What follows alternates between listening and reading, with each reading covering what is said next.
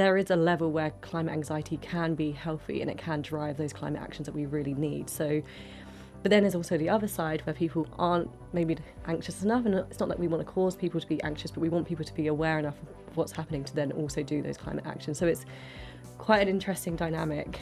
What is climate anxiety? Millions of people all over the world say they struggle with it. I'm Greer Jackson and welcome to The Climate Question from the BBC World Service.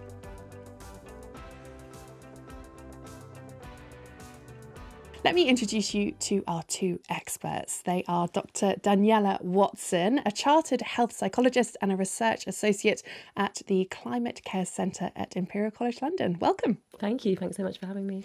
And also with us is Svetlana Onye, a British-Nigerian woman who leads the Eco Anxiety Africa project, which looks at the mental health impact of climate change as well as the solutions across Africa. Hi, thanks for coming in. Hello, thank you for having me. Now, Svetlana, climate anxiety is something that you've struggled with before. Mm-hmm. Can you tell us a bit about that? Yes, so it's twofold. So because a lot of my work is to do with climate change and looking at the research, I think sometimes when I see what the research is projecting for the years to come, it can make me feel very anxious about the future and what that means for myself, but even the people that I love. But also when I go to Nigeria and I spend time and I see those environmental changes firsthand. For example, when it was raining when I was in Owerri, which is southeast Nigeria, and just seeing the water rise, that can also make me feel very scared and fearful. If this is happening now, then what does that mean in 1 year or 2 years, especially the context where it doesn't seem that there's the infrastructure to support people. Yeah, and it affects some of your decisions that you're thinking about motherhood, for instance. Yes, so when I think about the uncertainty of knowing how the world will look like in 30 years' time, for example, it makes me think, if I have a child now, what does that mean for them when they're growing up? What will their livelihoods look like? What will even food production look like? And what does that mean? I wouldn't want them to regret, for example, being born and I made that decision to put them into the world. So I think definitely when I think about climate change, I'm starting to think, what does that mean as a woman? What does that mean about the decisions I make about motherhood? And when I feel anxious, I often actually don't feel it in my head first with the worrying. I actually feel it in my chest and also my stomach. And I wonder if that's the same for you. It's not just in your mind, but also in your body. Yeah. And that's it. That's exactly right. When I feel anxious, it's not really about the thoughts. It's what's... So I'll have a very fast beating heart, or I can feel my hands shaking, or just that sense of dread and overthinking as well.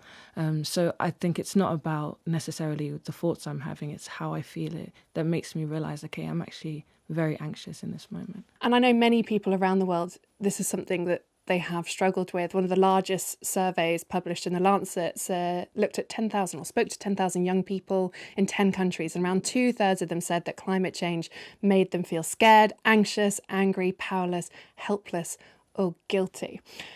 Listening to what Svetlana was saying there, Daniela, it strikes me that climate anxiety is quite a rational response given what's happening to our planet. Exactly. That's exactly how we would define it. There's a consensus around it being rational, valid. I mean, many people can see what's happening around the world, and being aware of that, it's hard not to have those anxieties, those fears, those dreads. It does get to a point sometimes for some people where it's like a tipping point where it does go into impairing their daily life functioning, such as their sleep, their relationships, work, studies. And that's when people do need to seek professional help. But actually, there is a level where climate anxiety can be healthy and it can drive those climate actions that we really need. So, but then there's also the other side where people aren't maybe anxious enough, and it's not that we want to cause people to be anxious, but we want people to be aware enough of what's happening to then also do those climate actions. So it's quite an interesting dynamic. We'll come back to some of those ideas and concepts later in the programme, but briefly, I just want to come back to definitions, because some people say climate anxiety, some people say eco-anxiety, and they use them interchangeably, but they are actually different, aren't they? How? Yeah, great question. And so not only are they different, there's also so many definitions for them. So on a very basic level, eco-anxiety is more thinking of both the ecological and the human-induced changes to the climate. So that's both aspects, like non-human and human. Climate anxiety is specifically for the human-induced climate changes. There's lots of different solutions in those. Lana works on climate cafes, which are spaces where people can come together and talk about their climate emotions, their experiences with people who are like-minded and have shared values. Lots of therapists now are also starting to be a lot more climate literate. There's handbooks coming out for therapists. And then on individual levels, doing climate actions themselves can also alleviate some of the climate anxiety that people feel. So, Svetlana, just listening to what Daniela says, it makes me think, when you go and work in Africa, do people describe climate anxiety often, or do they only realise once they've gone to one of your climate cafes? So it's twofold. Some people recognise, maybe because of social media and their own work in the climate space, there's eco-anxiety. And other people, it's through the workshops that they start to connect to that emotion. So, for example, I was in Tanzania and I was delivering a workshop on eco-anxiety. And after the workshop, a woman came up to me, and she was from Kenya, so she had lived through a cyclone recently. And she was just saying that through the workshop, she recognized that she's experiencing PTSD because she's always checking her weather app. And she's also feeling a lot of fear when she realizes that it's about to rain. And it's disrupting her daily life, but she never had a word for it before. And I think it can be difficult in areas that are experiencing climate events because it's not necessarily a fear of what's to come, it's a fear of what's happening now and what does that mean for my future. So sometimes I'll introduce environmental related emotions as a term if people don't really necessarily want to say eco-anxiety. Right, and what are some of the other stories that you hear when you're delivering these kind of workshops? What are people really feeling and going through? Yep. So, for example, last year we also did intergenerational dialogues where we brought elders and young people together across 3 cities in Nigeria.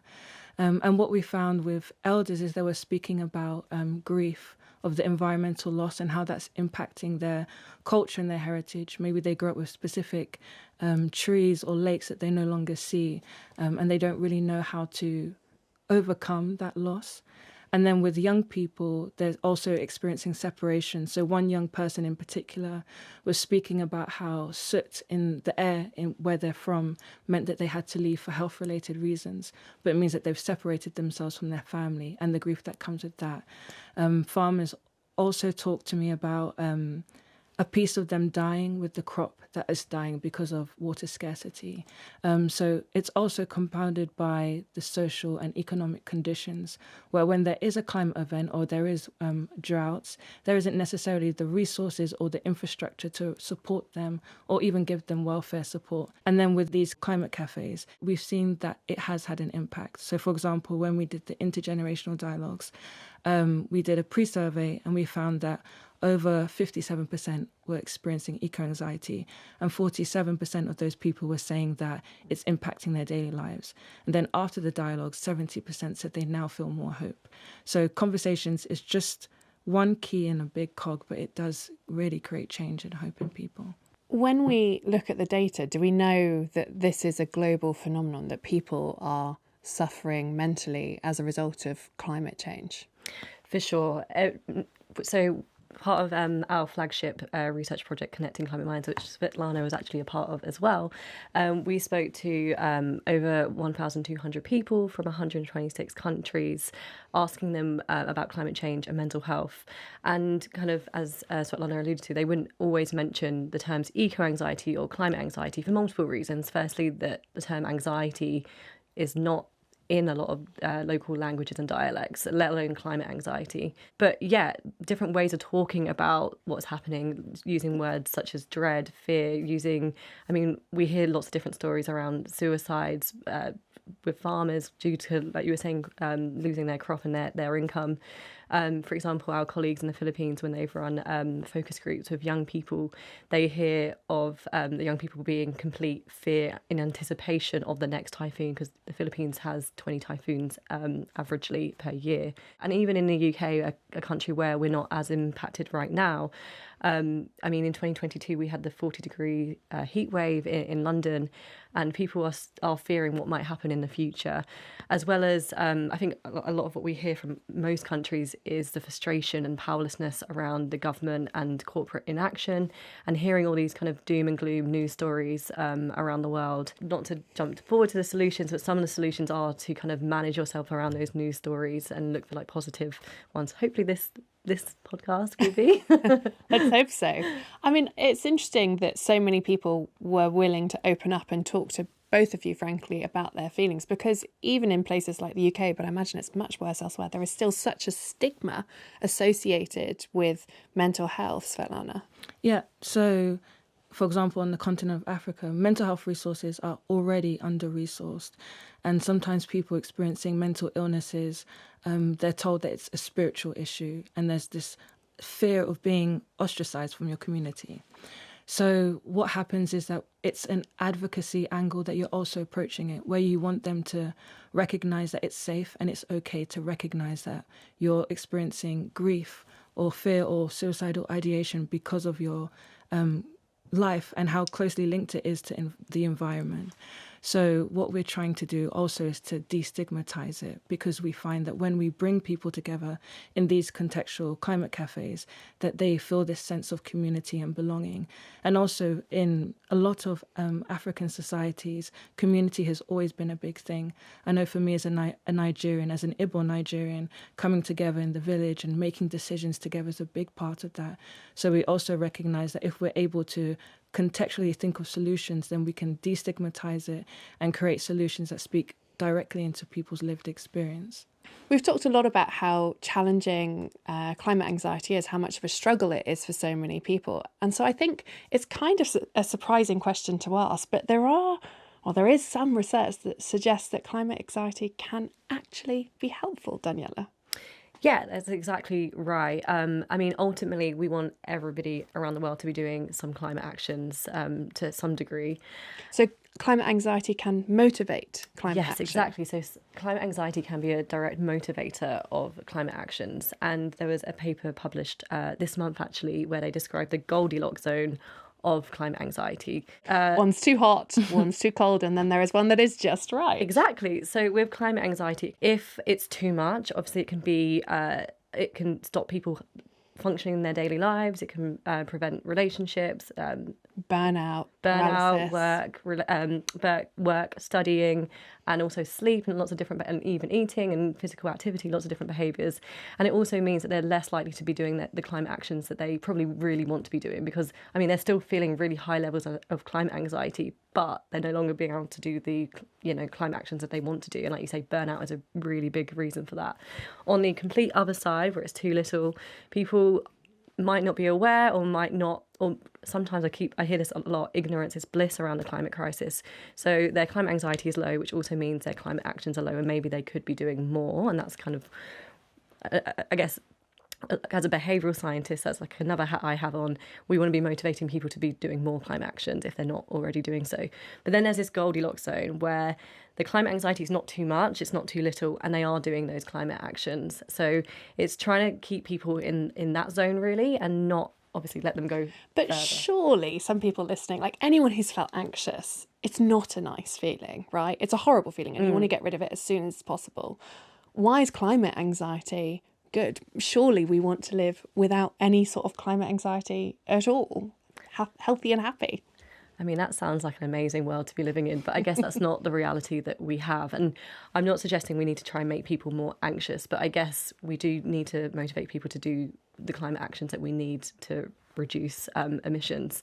And not that we're trying to keep people feeling anxious, because there's lots of different ways that we're working on lots of different interventions to help manage the climate anxiety.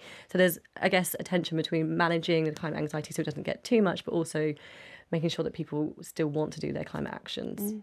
I guess the other tension I see, and we often talk about on this programme, is what's the role of the individual and what's the role of the systemic governmental change. And the way you're describing it puts quite a lot of emphasis on the individual. Yes, I would definitely disagree that that's where the emphasis should be. And one of the things that we're doing in Australia, actually, with some young people, is that we're co-designing a youth declaration that they are then going to take to policymakers and make requests to those policymakers in Australia. So we're bringing them together in what we call a think table, and they can have a two-way dialogue to kind of discuss what is even possible in the kind of political constraints that there are.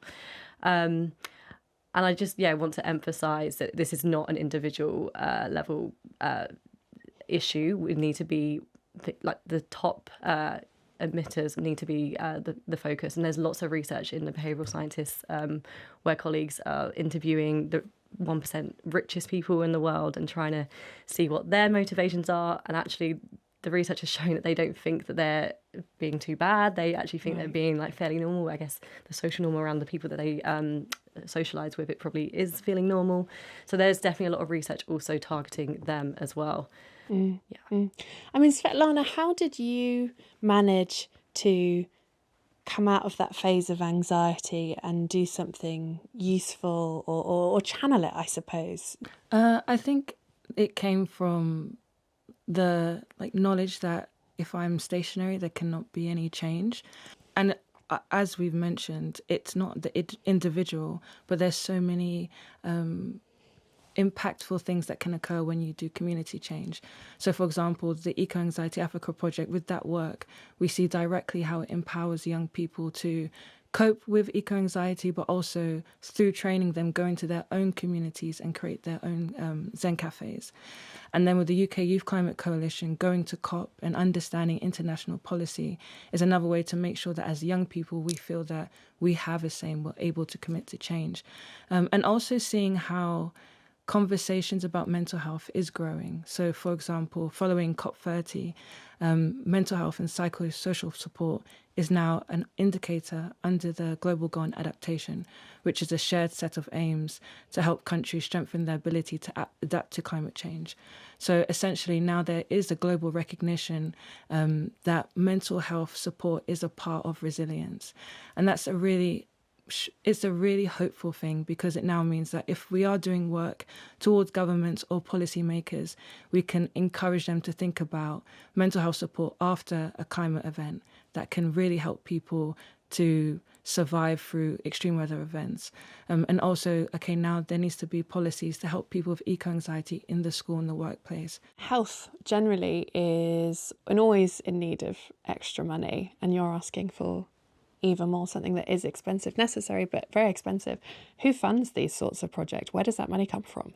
Yes, so in our current work, we're lucky that there's Imperial College and different research institutions that help us to create research specifically on the African perspective, or the Youth Climate Justice Fund, which helps us to train young people to carry out their own Zen cafes. But what we really need to create systemic change is money from the government to pour into really refined institutions that focus primarily on mental health care and support. So we need to think about how can the government create funding institutions for long-term change rather than a one quick fix after a climate event. Where are we at with the sort of funding for the research that Svetlana's talking about? Do we know? Yeah, to be completely honest with you, last year was extremely hard with the US removing itself from the World Health Organization, recently from the UNFCCC, and just removing a lot of its funding, and it's had ripple effects around the world. But other organisations, for example, the Wellcome Trust has stepped up, and they've been leading the convening of over 35 philanthropists, bringing all their funds together. So they just released a climate and health coalition at COP30. But the big issue is that climate and mental health are still quite separate issues in a lot of funders' minds. So our research kind of falls through the gaps. We're not fitting in the climate funds, we're not fitting in the mental health funds, and we're struggling to find the funders that will fund an intersection of climate change and mental health. And Wellcome, to be fair, were one of the first to do this. They funded the Connecting Climate Minds project that I mentioned earlier, so they're champions at this. But I think there is momentum, but it's just a really hard climate at the moment. Daniela, what would be your number one solution to climate anxiety? I think very similar to Svetlana's is the community aspect. And I've seen, firsthand the transformational experiences that young people who are leading these resilience circles and the people taking part are having. The sense of belonging that you mentioned earlier, the connectedness, and just having those spaces where even if they're from different places around the world, they're having those shared values and experiences really makes a difference. There's a lot of research, not in just the climate space, but around. So as a health psychologist, my background is in health, and the social support has always been a really key factor to improve health. And I mean, say there's a climate event, just having someone who knows you're there and like checks in on you to make sure you're alive, make sure you have food. Those small micro moments so helpful, as well as if you're feeling anxiety, having people to talk to about it. I guess a problem shared is a problem halved. I think that's the saying. Yes, I think it is. Svetlana, what advice would you give to anyone who's watching or listening and struggling with climate anxiety? I think I would say that climate anxiety shows that you care about the environment and you care about your life, the people around you, and what the future holds. And the best thing to do is to speak about it so that you can realize you're not alone and have that sense of connection with others. And alongside that, find community spaces that you can organize with and create change. There's so many things, even litter picking. It's not about systemic change. We can't do that just alone. But the small ripple of change that can happen in communities is really impactful. Daniela, Svetlana, thank you so much for joining me today on The Climate Question. Thank you. Thank you. Thanks. And thank you for watching. Don't forget to subscribe to the BBC World Service YouTube channel so you don't miss out. And if you have a climate question of your own, do comment it below and we'll try and answer it in a future show. I'm Gray Jackson and I'll see you next time.